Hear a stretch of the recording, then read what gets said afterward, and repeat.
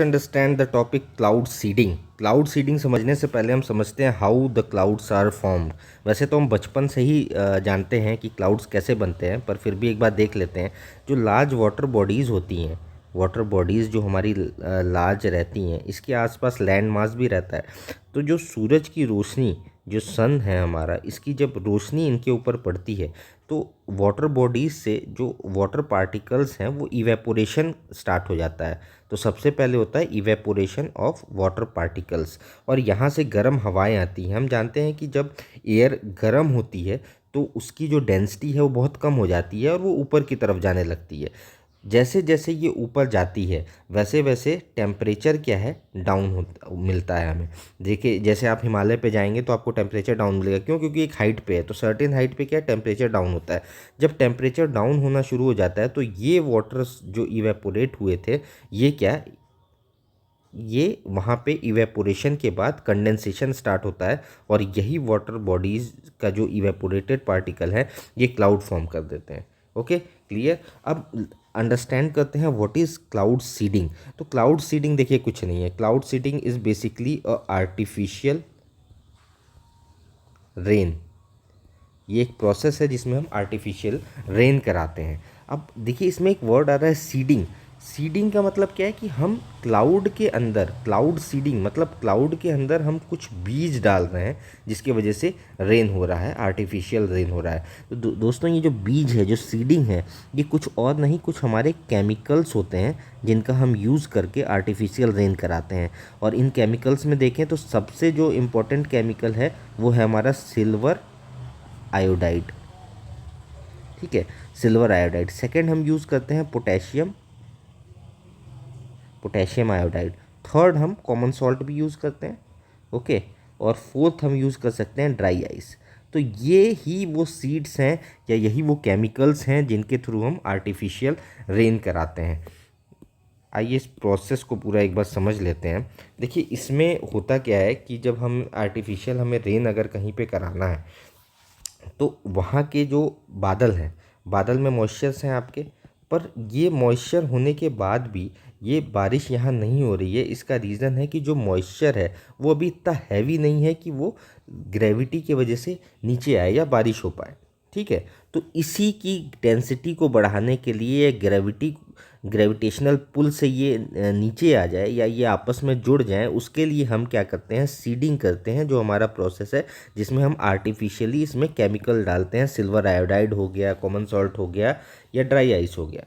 ठीक है, तो जब हम उसको इनमें, इन बादलों में जब हम स्प्रेड करते हैं तो ये क्या करता है कि ये मॉइस्चर्स को अपने में चिपका लेता है, और या तो ये जो मॉइस्चर हैं ये आपस में चिपक जाते हैं, तो उससे क्या होता है कि ये भारी हो जाते हैं और बारिश के रूप में नीचे आ जाते हैं। ये बेसिकली एक आर्टिफिशियल रेन का प्रोसेस है। आपको मैं बता दूं कि इसमें कोई क्लाउड नया फॉर्म नहीं हो रहा है।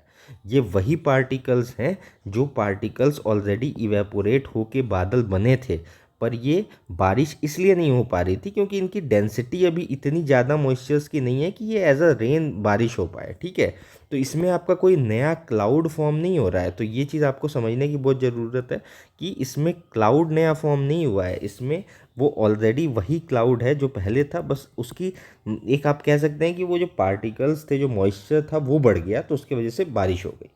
ठीक है, तो यही है क्लाउड सीडिंग बेसिकली टॉपिक, है ना। तो आई होप आपको समझ में आया होगा कि हम आर्टिफिशियल सीड्स इसमें in the form of chemical डाल रहे हैं। और अभी तक मैं बताऊं कि कोई ऐसा कुछ मतलब साइंटिस्ट का कुछ नहीं आया है कि इन केमिकल्स से ह्यूमन या एनिमल के ऊपर कोई दिक्कत आए। पर आपको एक चीज़ ये समझना होगा कि ये वही क्लाउड्स हैं जो ऑलरेडी फॉर्म हो चुके थे और इनसे बारिश हुई है। ठीक है, अगर ये क्लाउड कुछ दिन बाद भी बारिश कर सकते थे, जैसे जैसे ये भारी होते तो उसके बाद करते, पर वो टाइम लेते, पर इसको हमने क्या किया, अभी बारिश करवा दिया। ठीक है, तो ये बहुत ज़रूरी है समझना कि क्लाउड फॉर्म नहीं हुआ है। ठीक है, अब इसके कंडीशन ऑफ सक्सेस क्या है। पहला कंडीशन अगर हम देखें, कंडीशन फॉर द सक्सेस, तो पहला कंडीशन हमारा क्या है कि जो टारगेट क्लाउड है, जो टारगेट क्लाउड है हमारा जिससे हमें बारिश करानी है, उसमें क्या है, adequate amount of water vapour होना चाहिए। ओके, जो वाटर वेपर है वो एडिक्वेट अमाउंट का इसमें रहना चाहिए। और दूसरा फेवरेबल कंडीशन हमारा क्या है, speed of wind. Speed of wind हमारी बहुत तेज़ नहीं होनी चाहिए। हो सकता है आपने इसमें सिल्वर आयोडाइड डाला और ये बादल ही उड़ के चले गए, तो फिर बारिश कैसे होगी, ठीक है, या स्प्रेड किया आपने प्रॉपरली नहीं हो पाया।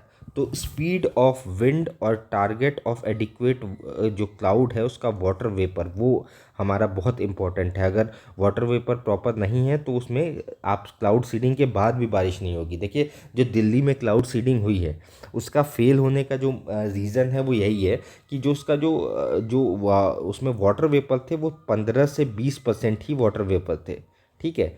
अभी वो आगे भी ट्रायल करेंगे, पर जो उसमें जो वाटर वेपर थे वो बहुत कम थे, 15 से 20% थे। और इसके लिए फेवरेबल कंडीशन नियर बाई 50% होना चाहिए वाटर वेपर, तब जाके ये बारिश हो पाती है, ठीक है। तो अभी वो रिसर्च कर रहे हैं, बहुत सारे ट्रायल हैं। पर प्रॉब्लम एक और है इसमें हमारे साथ कि जो क्लाउड सीडिंग का प्रोसेस है ना हमारा, ये बहुत कॉस्टली है। जैसे अभी जो ये इन्होंने अटेम्प्ट किया है आईआईटी कानपुर के साथ, आईआईटी कानपुर और जो आपका गवर्नमेंट ऑफ दिल्ली है, इन्होंने मिल के ये प्रोसेस किया है। और एक क्लाउड सीडिंग का ट्रायल में अप्रॉक्सीमेटली 65 लाख रुपीज़ खर्च हुए हैं। मतलब लगभग 5 ट्रायल करेंगे तो उसमें लगभग 3.2 करोड़ के आसपास खर्च हो जाएंगे, ठीक है। तो ये एक प्रॉब्लम है इसमें क्लाउड सीडिंग का कि कॉस्टली बहुत ज़्यादा है, ठीक है।